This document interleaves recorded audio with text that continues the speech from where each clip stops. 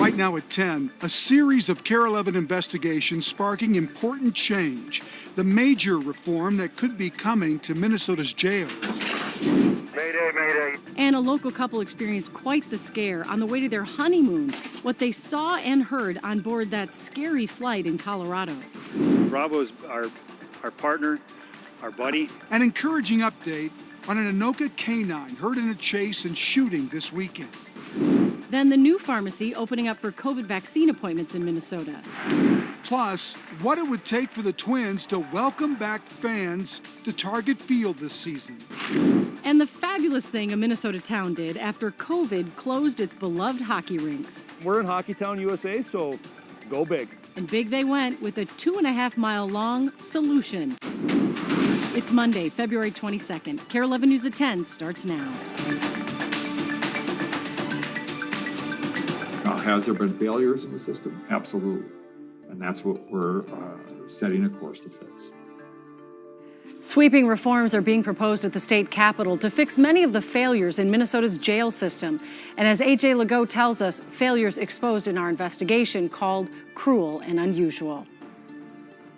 Needless loss of life in Minnesota jails. Denial of basic medical and mental health care.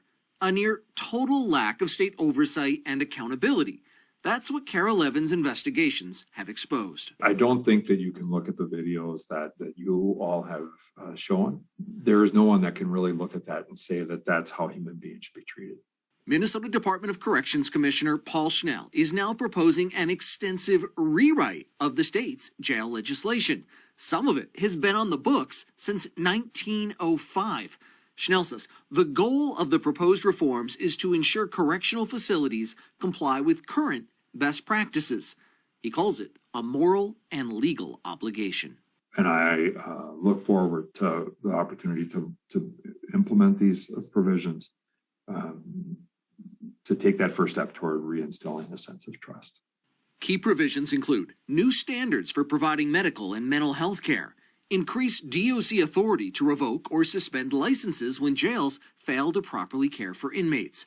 Outside, objective medical review of all inmate deaths to better prevent future deaths. But ultimately, what we wanted to do was bring forward a proposal immediately that our state policymakers could take a look at and debate and discuss. That ultimately addresses the concerns that you all have identified. A first hearing on the proposed jail legislation is scheduled for this Friday. Several of the families that KARE 11 profiled have been invited to testify. For KARE 11 Investigates, I'm A.J. Lagoe. To see all the important work that helped bring about this change, head to the Investigate section of KARE11.com. Well, come spring, the Minnesota Twins hope to see fans back in the stands at Target Field. The team has sent a proposal to the state on how they plan to do that while keeping everybody safe. Danny Spewak breaks down their game plan.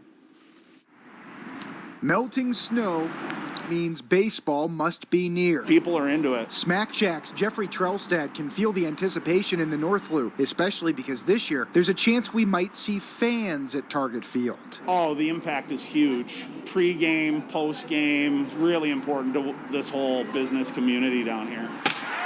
The Twins are proposing up to 10,000 fans to start the season, about 25% of Target Field capacity. We're all dealing with COVID fatigue, and any form of normalcy I think would be great for any of us and all of us. So. Twins Senior VP of Operations Matt Hoy joined us on Zoom from spring training, where under Florida rules they can have 2,400 fans broken into pods. Hopefully it's a barometer for how we're doing on our preparation and our implementation, and hopefully we can transfer that up into Minnesota in a safe fashion. At the end of the day, it's up to the governor's office whether fans can come through these gates. Today, the state health commissioner said she's optimistic about the possibility, but that it will depend on case numbers and vaccinations. Do you feel that same optimism that there will be fans at Target Field at some point? Absolutely. Our players feed off that energy from our fans. You know, I think it's really kind of a vital component for them in getting fired up to play the game. So I'm confident we're going to get there. If they do, the Twins will move to digital ticketing, and they've partnered with 3M on sanitation measures to make fans more comfortable. They should be able to do it at a low capacity, and I mean, it would be great for the neighborhood. And for businesses like Smack Shack, especially if the season lasts into October. Let's go to the playoffs. Danny Spewak, KARE 11 News. As you heard Danny say, the Twins would like to start with up to 10,000 fans, but say they hope they could even have more by the end of the season if the outlook improves. Besides rules set by the state, teams must also follow Major League Baseball guidelines. The league will require pod ticketing and seating. That's groups of 2 or 4 with 6 feet between the next pod. Fans will be required to wear a mask at all times, except, of course, when eating or drinking at their seats. And there must be plans to keep fans socially distanced while they're entering and leaving the ballpark. Will a new head coach be able to turn this Timberwolves team around? Ownership and management thinking they've pegged the right guy for the job. Chris Finch introduced as the new head coach earlier tonight. The announcement coming in lockstep with the firing of Ryan Saunders. The team wasting no time in making this major midseason move. Got the phone call yesterday. It was kind of shocking, but exciting at the same time. And I think there's a lot of pieces here with like the way we like to play. They'll get to work immediately. The Wolves at Milwaukee to face the Bucks tomorrow night. Minnesota sporting the league's worst record. So really you would think the only way to go here is up. Coming up in sports, we'll hear from President of Basketball Operations Gerson Rosas, who explains why now is the time to make this move. Well, the NTSB just released this new photo of the engine that failed on a United flight in Colorado over the weekend. Now Boeing is recommending grounding its 777 planes with the same engine. That's about 130 planes worldwide, and some airlines, including United, have already complied. A Minnesota couple was on that flight, headed to their honeymoon in Hawaii. Boyd Huppert spoke to them about the terrifying experience. Denver, departure United 328 Heavy, Mayday. As aircraft engine parts rained down on suburban Denver. We had no idea we were losing parts like that. Maren and Joel Martin, newlyweds from Baxter, Minnesota, were on the flight. The aircraft just experienced an engine failure, needed to turn immediately. It's been a delayed honeymoon, definitely. The couple departed Saturday morning from MSP and changed planes in Denver. So it was about 10 minutes or so into the flight, and they were just giving we'd reached 10,000 feet announcement, and all of a sudden there was a flash and a loud bang. It literally looked like a flashbang went off in the cabin. I mean, it was a bright flash, really loud. Maren and Joel, seated in the back, couldn't see what those closest to the engine could. Told us that we'd had engine failure and that we were turning around heading back to Denver. The whole plane was shaking pretty much the entire time. They describe a calm and quiet cabin till the landing. Yay! Were you among those cheering, or did you just take it in? Oh, we cheered. Yeah, we of course we cheered. When passengers started passing cell phones, the Martins finally saw this video. That's probably where it's most scary. It was after the fact. Just another chapter in their wedding saga. A ceremony delayed, planned for 350, reduced by COVID to about a dozen. It kind of seems like the world doesn't want us to get married or go on a honeymoon is what it seems like a little bit. But tonight they are in Hawaii, grateful to the flight crew, grateful no one on the ground was hurt, and due a long and blissful marriage. Hopefully. Hopefully. It's been quite the start, that's for sure. Mm-hmm.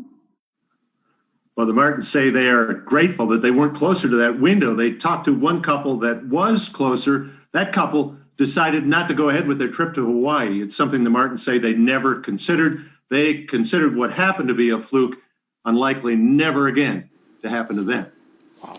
Wow. Yeah. Congrats to them. I'm so happy they're in good spirits and in the sunshine. Wow. Thanks, Boyd. Other news tonight, a suspect is dead and a police canine is now home after a shooting this weekend. Raguse updates us on the investigation and what happened. The BCA is investigating whether the police deadly use of force on a carjacking suspect after a 40-mile high-speed chase was justified. Meantime, we're learning that the canine who was shot during the gunfight is recovering and hopefully will be able to return to duty. Bravo is the name of the dog. He's been a part of the Anoka Police Department for about 4 years. Bravo is trained to chase down suspects who are running from police. And during the course of that on Sunday, he was shot through the windpipe and the bullet also went through his shoulder. The Anoka police chief says that, surprisingly, Bravo did not need surgery. He also says the outpouring of support from the community has been overwhelming. We hit 40 degrees today, and this mild weather is going to stick around for a little while. Belle's in the backyard. Well, hi, Julie. The warmest day of 2021 happened today. 41 was the official high. So overnight, the clouds have rolled in, and we are not going to have a chilly morning at all. As you can see, we'll be right at freezing. What a difference a week can make, my goodness. And as you can see, as we move through the day tomorrow, we will be back up to about 39 for a high with more clouds. We'll talk about where the snow comes in tomorrow and what part of the state could have up to 5 inches by midnight in just a few minutes. Hy-Vee is the next chain to offer COVID vaccines. Governor Tim Walz announced today that 30 Hy-Vees around the state will get 10,000 doses to give to people 65 and older. You will need to make an appointment. The governor also unveiled his $518 million bonding proposal today. The money would fund public infrastructure projects and includes rebuilding and repairs following the civil unrest and riots last summer. It also includes security upgrades at the state capitol. Dominion Voting Systems has filed a $1.3 billion defamation lawsuit against MyPillow CEO Mike Lindell. Dominion accuses Lindell of not only spreading false claims about the election, but of doing it to boost the sales of MyPillow by using promo codes like Fight for Trump and QAnon. As the U.S. marks a heart-wrenching point in the pandemic, one Minnesota town has made the most out of its tough time. When COVID closed arenas, Hockeytown, USA didn't stand still. This is world. You got to go big or go home. Reconnecting on the river. Yeah! Next.